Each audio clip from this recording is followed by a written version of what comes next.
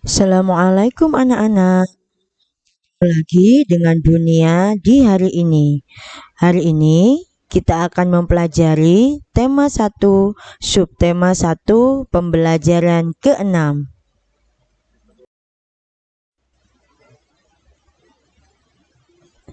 Tujuan pembelajaran hari ini adalah yang pertama, dengan mengamati gambar, siswa dapat menyusun cerita secara benar. Yang kedua, dengan membaca, siswa dapat menemukan ide pokok masing-masing paragraf secara percaya diri.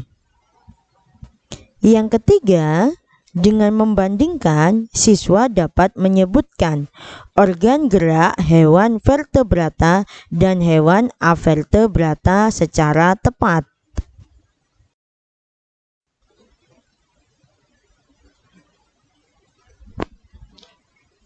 Nah, anak-anak, masih ingatkah pembelajaran kemarin? Kemarin kita mempelajari tentang langkah-langkah mengembangkan ide pokok. Bagaimana cara mengembangkan ide pokok yang baik? Coba perhatikan. Kalau memang pertemuan kemarin belum dicatat, maka siapkan buku kalian untuk mencatat. Yang pertama, menentukan ide pokok dari paragraf yang akan dibuat. Kedua, membuat sebuah kalimat berisi ide pokok. Yang ketiga, mengembangkan kalimat ide pokok menjadi beberapa kalimat. Yang keempat, menyusun kalimat-kalimat tersebut menjadi paragraf yang padu atau runtut.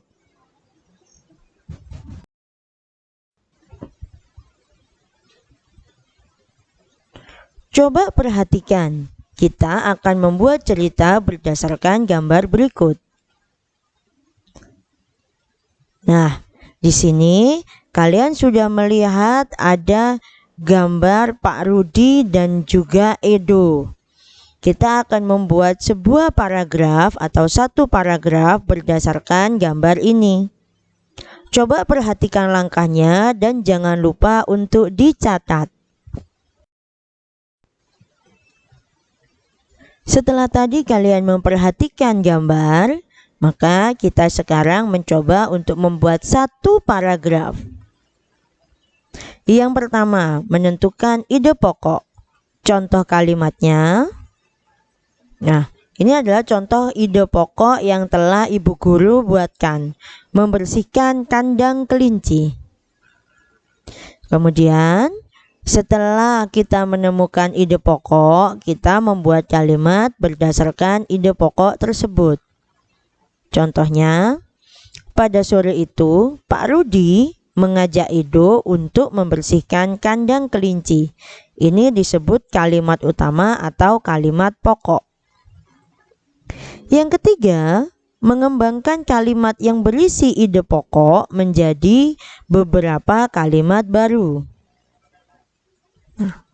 Contohnya, Pak Rudi mengajak Edo untuk menuju kandang kelinci. Saat di kandang kelinci, Pak Rudi memberi sarung tangan pada Edo. Edo mulai membantu Pak Rudi membersihkan sisa makanan kelinci. Sisa kotoran kelinci juga disapu oleh Pak Rudi. Kandang kelinci harus dibersihkan agar kelinci tetap sehat. Ini beberapa contoh kalimat pengembang. Kemudian, jadikan kalimat-kalimat tersebut menjadi paragraf baru yang padu dan runtut. Coba perhatikan contoh satu paragraf ini. Pada sore itu, Pak Rudi mengajak Edo membersihkan kandang kelinci. Pak Rudi mengajak Edo untuk menuju kandang kelinci. Saat di kandang kelinci, Pak Rudi memberi sarung tangan pada Edo. Edo mulai membantu Pak Rudi membersihkan sisa makanan kelinci. Sisa kotoran kelinci juga disapu oleh Pak Rudi. Kandang kelinci harus dibersihkan agar kelinci tetap sehat. Nah, coba perhatikan anak-anak. Pada bagian paragraf ini, saat penulisan paragraf, kalimat pertama harus sedikit masuk. Kemudian, pada kalimat yang berwarna merah itu disebut kalimat utama atau kalimat pokok. Sedangkan kalimat-kalimat yang berwarna hitam itu adalah kalimat pengembangnya.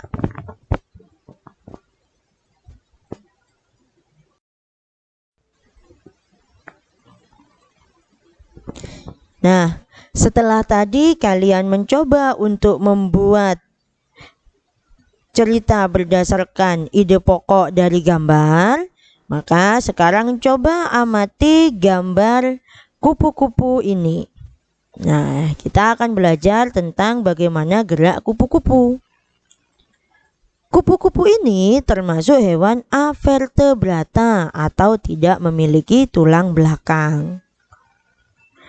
Kupu-kupu termasuk hewan avertebrata yang jenisnya adalah serangga. Organ gerak pada kupu-kupu adalah sayap. Sayap kupu-kupu sebenarnya transparan. Namun, kenapa bisa memiliki warna? Karena adanya perbedaan kecerahan pada tiap lapisannya. Kupu-kupu sendiri mampu terbang sejauh ribuan kilometer. Wah, hebat sekali ya kupu-kupu ini. Dia bisa terbang sejauh ribuan kilometer.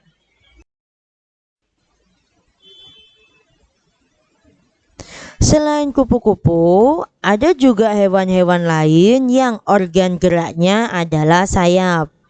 Yang pertama ini ada burung beo. Kemudian ada juga lebah. Nah, apa sih perbandingan dari kedua hewan di atas? Kalau persamaannya tentunya kalian sudah tahu, sama-sama bergerak menggunakan sayap. Namun, ada juga perbedaannya. Salah satu perbedaannya adalah beo termasuk hewan vertebrata. Sedangkan lebah termasuk hewan avertebrata.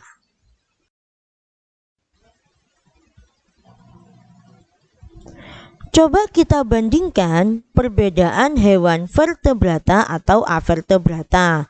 Terkadang orang menyebut avertebrata itu sama dengan invertebrata.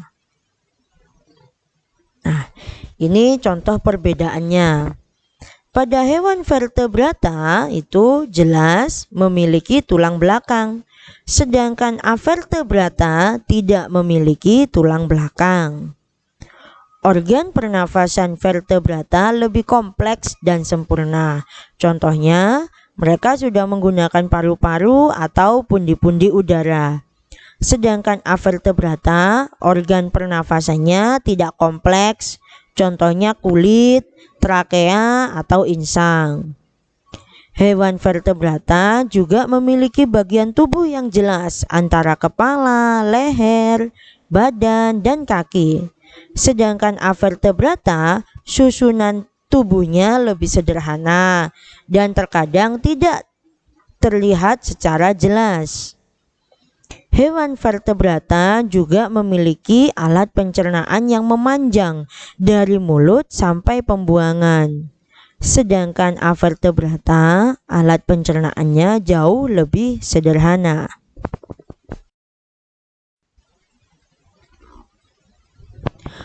Coba perhatikan burung beo ini. Nah, burung beo ini termasuk jenis hewan vertebrata karena memiliki tulang belakang. Mana sih bagian tulang belakangnya? Nah, yang Bunia tunjukkan panah ini disebut tulang belakang. Sedangkan lebah tidak memiliki tulang belakang.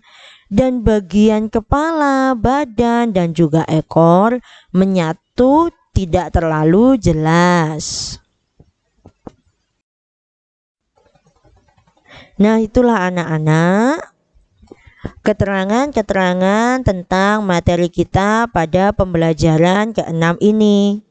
Sampai jumpa pada pertemuan selanjutnya. Ingat, jika kalian terlambat dalam mencatat, maka ulangi lagi video ini dari awal sehingga kalian jelas dalam pemahaman di pembelajaran ke-6 ini. Sampai jumpa. Wassalamualaikum warahmatullahi wabarakatuh.